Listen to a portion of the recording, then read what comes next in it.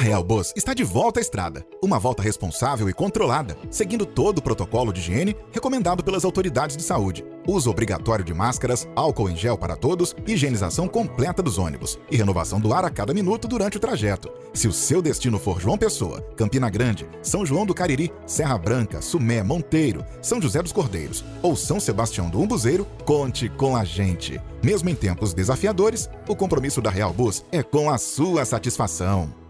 Olá, telespectador, internauta que está ligado conosco para a realização de mais um programa Opção para a Vida. Que bom estarmos juntos nessa manhã de terça-feira, hoje 28 de dezembro. Hoje celebra-se o dia do salva-vidas e também do petroquímico. E eu quero parabenizar a todos os salva-vidas, bombeiros e aqueles profissionais que estão fazendo a vigilância à beira das praias, tentando resgatar aqueles que por acaso estejam se sentindo afogados, indo ao naufrágio. Deus os abençoe, porque vocês estão realizando um belíssimo trabalho de resgatar, de salvar vidas, muitas vezes em chamas pelos incêndios ou até mesmo por afogamento. Que todos recebam as bênçãos do nosso Pai pelo trabalho que vocês realizam. Logo mais estaremos ouvindo outra vez o reverendo Antônio Júnior trazendo mais uma reflexão da Palavra de Deus e também da letra à palavra, o reverendo Hernandes Dias Lopes falando sobre a missão da igreja. A igreja tem uma missão nobre, que é de resgatar vidas, restaurar vidas, levá-las ao pleno conhecimento e ao plano da salvação. Esse é o papel, esse é o trabalho da igreja, desde que foi estabelecida, desde o dia de Pentecostes até os dias presentes. Então nós vamos ficar agora com o reverendo Hernandes Dias Lopes trazendo esta palavra, a missão da igreja.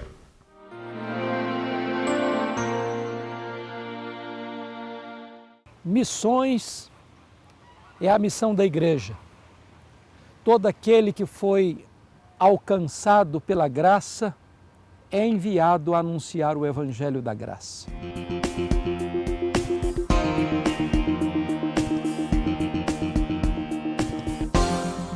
Jesus Cristo, depois que ressuscitou dentre os mortos, deu a grande comissão, repetida nos 4 evangelhos e também no livro de Atos, mostrando que nós precisamos ir por todo o mundo pregando o Evangelho a toda criatura. O projeto de Deus é o Evangelho todo, por toda a igreja, a toda criatura, em todo o mundo. Esta grande tarefa da evangelização, primeiro, é uma tarefa imperativa. Não temos opção, não temos escolha, cabe-nos obedecer. Em segundo lugar, essa tarefa, além de imperativa, ela é intransferível. Só a Igreja de Deus pode levar o Evangelho às nações. O governo, a ONU, as instituições humanas não têm esta autoridade, não receberam esta comissão. Só a Igreja pode levar o Evangelho da graça, o Evangelho de Cristo às nações. Mas, finalmente, a evangelização é uma tarefa não apenas imperativa e intransferível, mas é também uma tarefa impostergável, inadiável. Nós não podemos deixar para amanhã. Precisamos ganhar a nossa geração nesta geração. Se nós falharmos, Deus não tem outro método, porque o método de Deus é a igreja. O tempo de Deus é agora.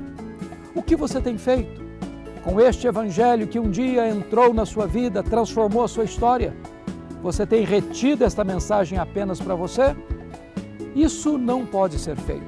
Precisamos ir até os confins da terra, levando esta boa nova da esperança a todos os povos, porque não há salvação em nenhum outro nome além do nome de Cristo, o nosso glorioso Redentor.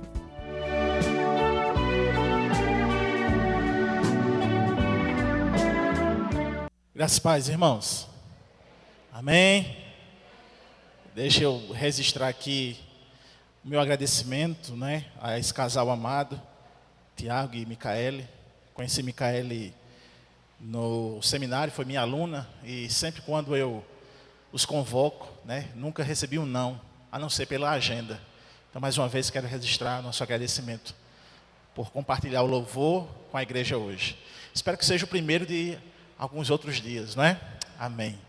Irmãos, como eu tinha combinado com vocês, com toda a igreja, nós estamos em uma série em 2 dias. E o título dessa série é Renovação, Vontade e Missão.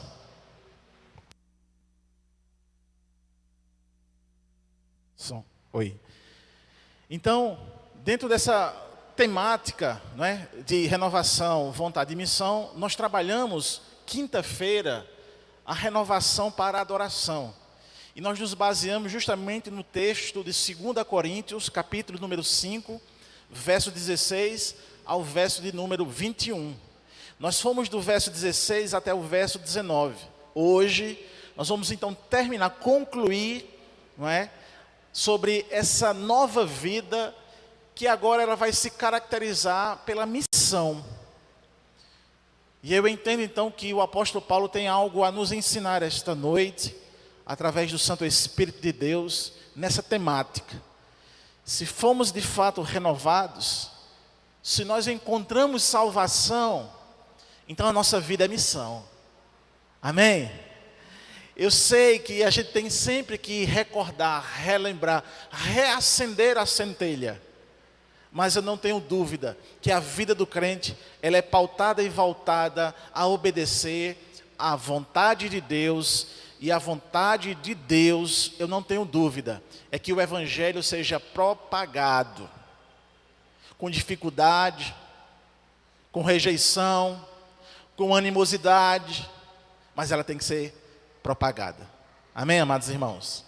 Vamos então para os versos de número 20 e 21, que diz assim a palavra de Deus: de sorte que somos embaixadores em nome de Cristo, como se Deus exortasse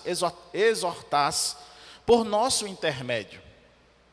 Em nome de Cristo, pois, rogamos que vos reconcilieis com Deus, melhor dizendo. Aquele que não conheceu o pecado, ele o fez pecado por nós, para que nele fôssemos feito justiça de Deus. E aí termina o capítulo 5, e essa sentença ao qual então nós estamos falando sobre renovação, vontade e missão. E especificamente, mais uma vez, só relembrando aos irmãos, nós vamos trabalhar hoje a nova vida, caracterizada então pela a missão. E essa segunda parte, nós estamos então diante de um texto, como falado quinta-feira, muito relevante. E ainda mais eu posso ir além dessa relevância desse texto, justamente na nossa responsabilidade em fazer missões. Eu quero lembrar então algumas coisas pertinentes que nós aprendemos quinta-feira, pela instrumentalidade do apóstolo Paulo escrevendo esse texto.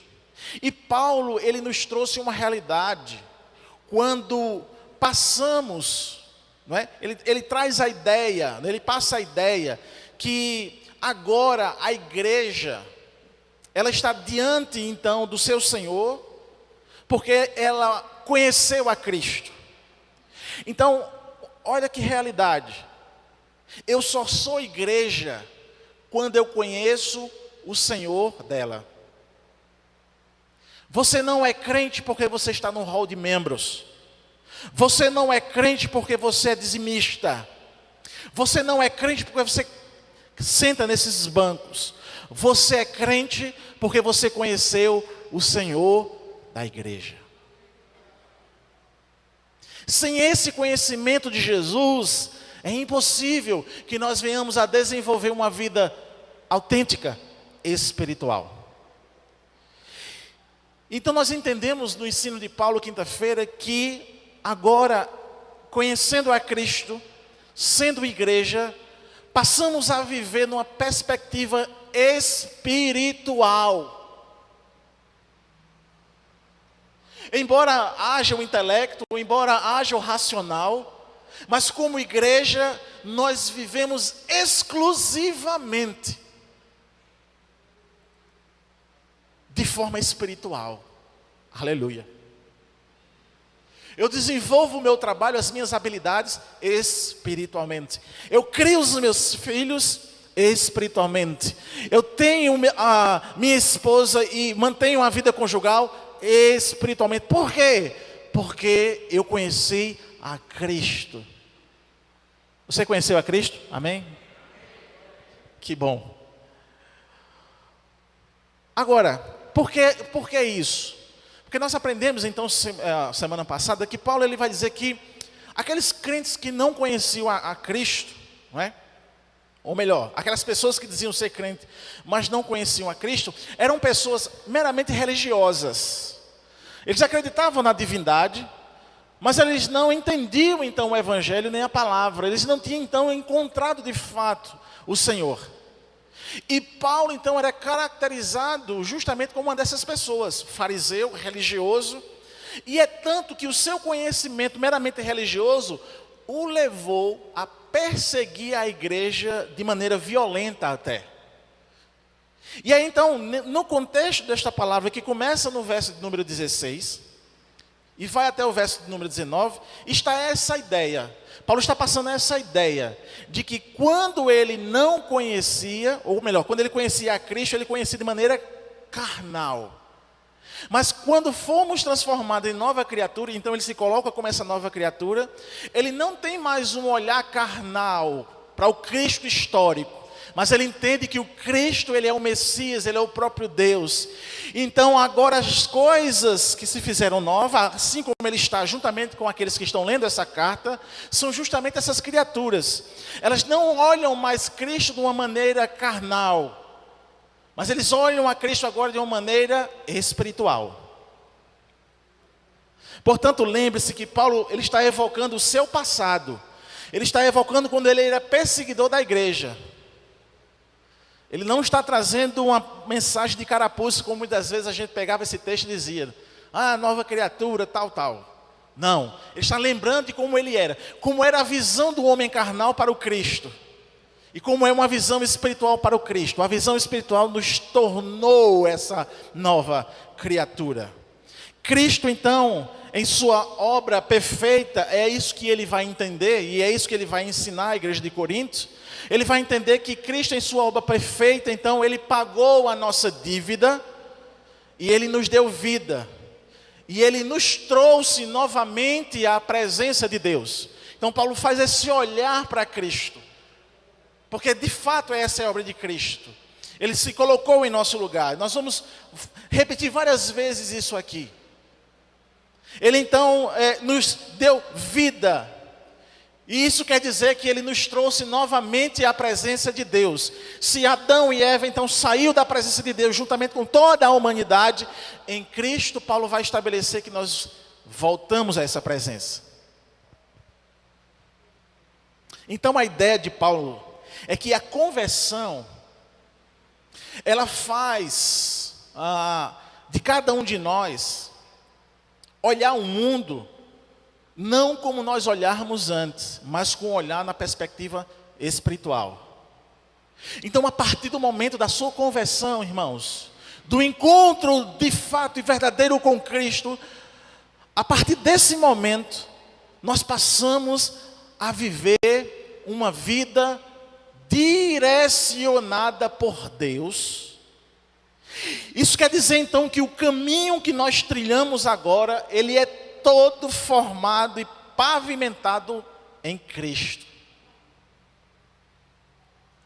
Então é preciso lembrar que Paulo, nesse contexto aqui, lembre-se, nesse contexto, e ele escreve essa carta também trazendo algumas defesas de acusações que ele tinha então sofrido. E uma das acusações que Paulo tinha sofrido é que ele tinha enlouquecido. E por que Paulo tinha enlouquecido? Porque ele era zeloso da lei, ele era fariseu, como eu já disse a vocês. Então ele perseguia a nova seita, os nazarenos, os cristãos.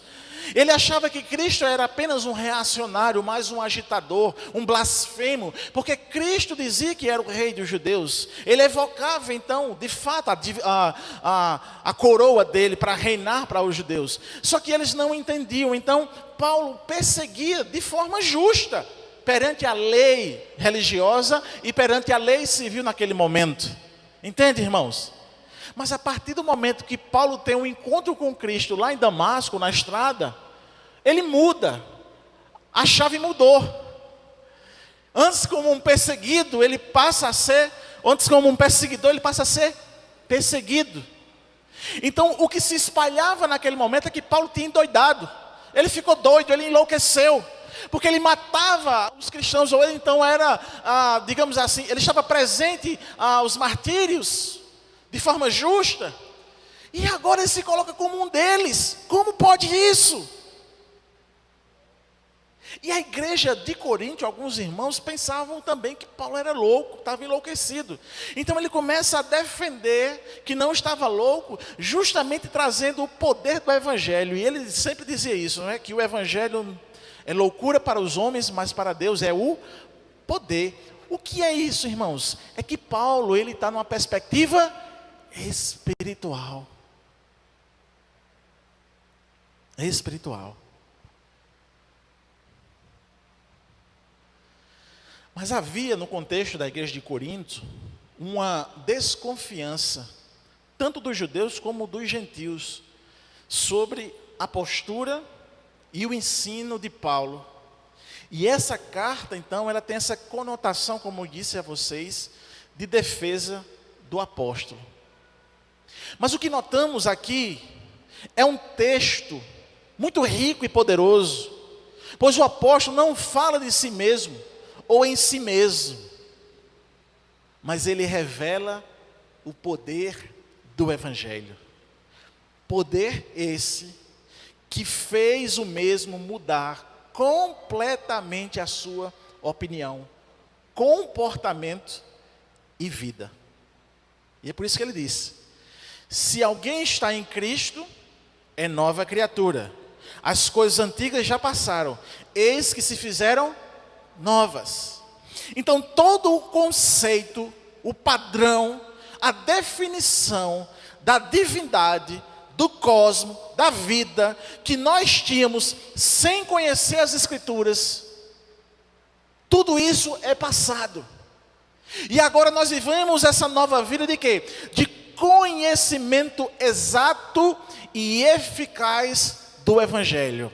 É isso que Paulo então está inculcando na vida e nos leitores ali de Corinto. Tudo que eles tinham construído de sabedoria das coisas, toda a sua cosmovisão caiu por terra, porque eles agora são nova criatura, e eles vão ver então a sua vida e todos os conceitos já elaborados numa perspectiva agora espiritual.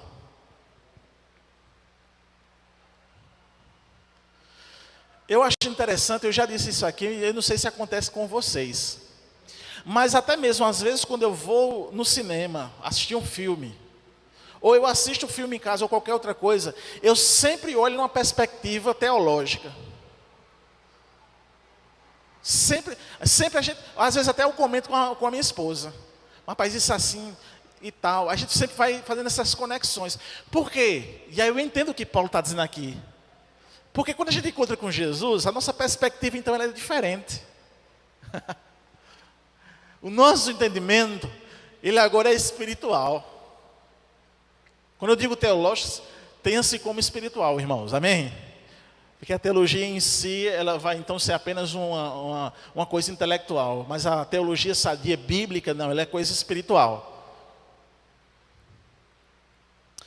Então, o renovo, a nova vida, é um tema recorrente nos escritos do apóstolo Paulo.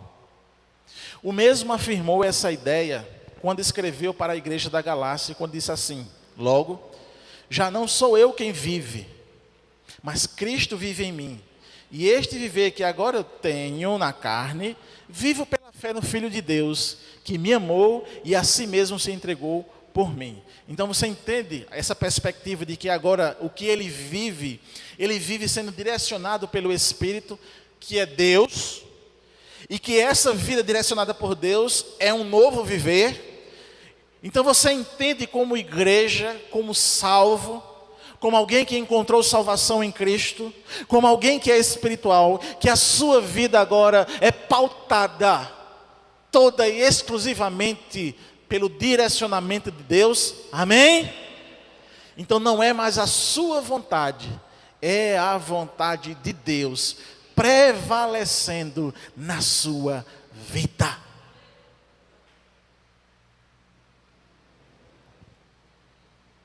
Sabe por quê, irmãos?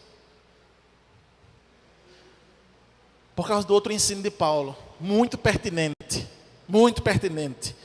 é que o homem não pode mais produzir, e ele nunca vai produzir absolutamente nada. E aí nós vamos entender isso quando a gente tem a palavra. A gente vai entender que nós não produzimos absolutamente nada. Mesmo com a soberba, com a vaidade, mesmo com a inteligência, mas nós não produzimos nada. E Paulo então fecha essa sentença nesse entendimento, dizendo para aquela igreja: tudo provém de Deus. O início do verso 18 ele diz isso: ora, tudo provém de Deus. E após isso então ele revela o mistério da reconciliação, como nós aprendemos quinta-feira. É a mensagem que reconcilia o homem com a divindade criadora, o próprio Deus. E esse plano, essa vontade, não é humana, mas exclusiva de Deus. Paulo traz então essa ideia: você não gera nada, você não cria nada, e você está aqui por misericórdia, graça, amor de Deus. Você não pode produzir nada para ser salvo. Ele quebra os paradigmas justamente da religiosidade, que construiu os seus pilares justamente nisso, que a sua salvação é pelas obras que você fazia, pela obediência de regras que você tinha que obedecer. Então Paulo vai dizer: olha, não, porque a nossa salvação inclusive provém de Deus. Aleluia.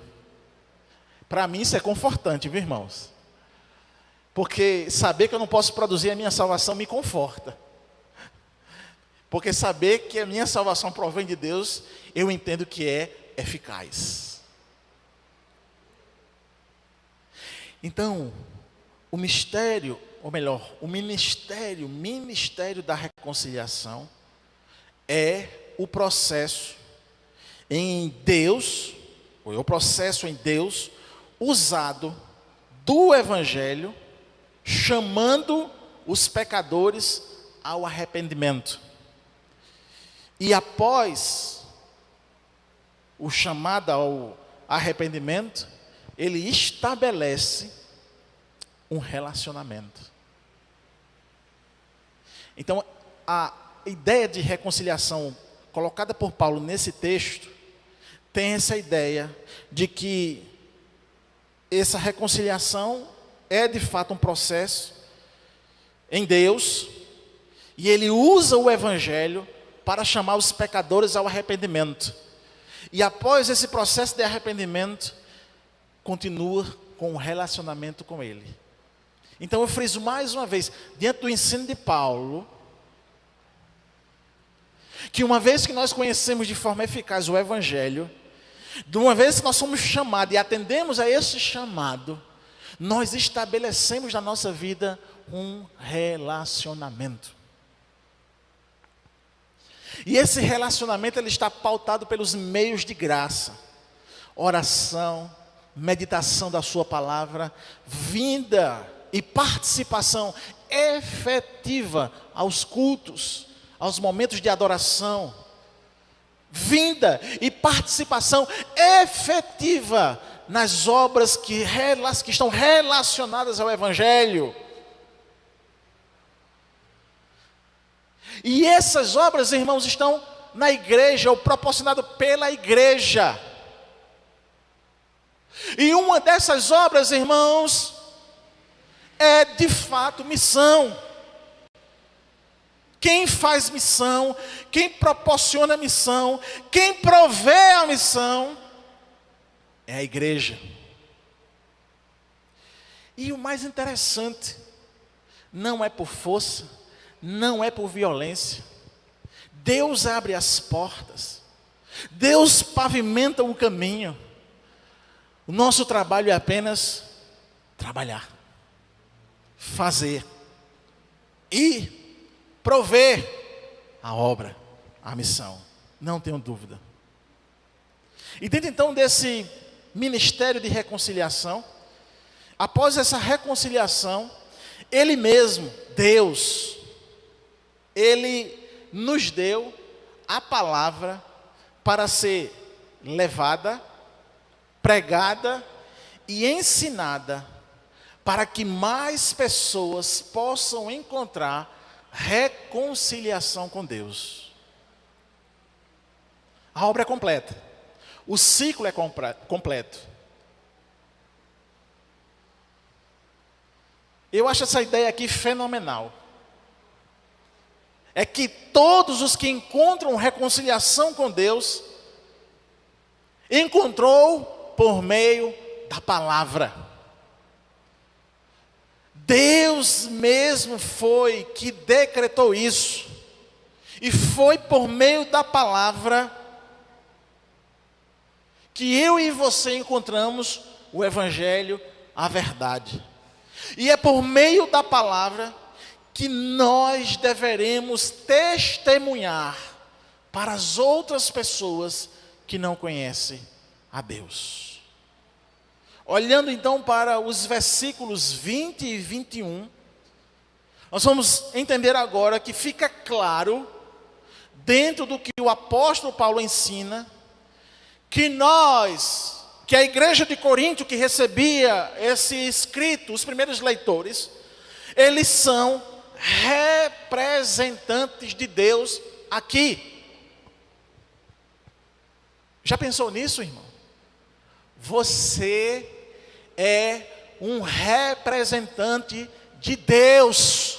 Louvamos a Deus por todos que estiveram conosco. Esperamos estarmos juntos amanhã para a realização de mais um programa Opção para a Vida. E eu quero lembrar a todos que o nosso culto de despedida do ano velho para o ano novo será celebrado em nossa igreja no próximo sábado, dia 31, início às 21 horas e o término às 23 horas. Se você quiser prestigiar e participar do culto de despedida do ano, de ações de graças pelo ano que está indo embora, compareça. A Igreja do Calvário está situada às margens do Açude Velho, confluência com o Parque da Criança, e eu espero que vocês que estão conosco prestigiem aquele culto de ações de graças pelo ano que está indo embora. Deus os abençoe e até amanhã, se Ele assim nos permitir.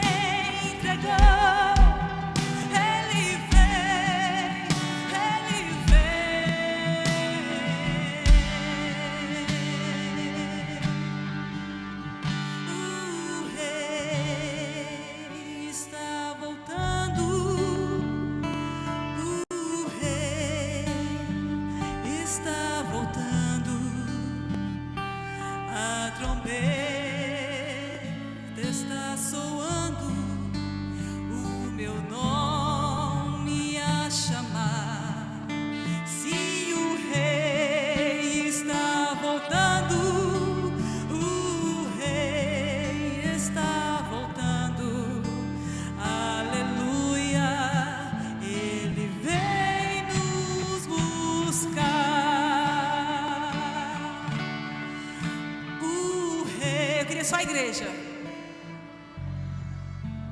O rei está voltando, a trombeta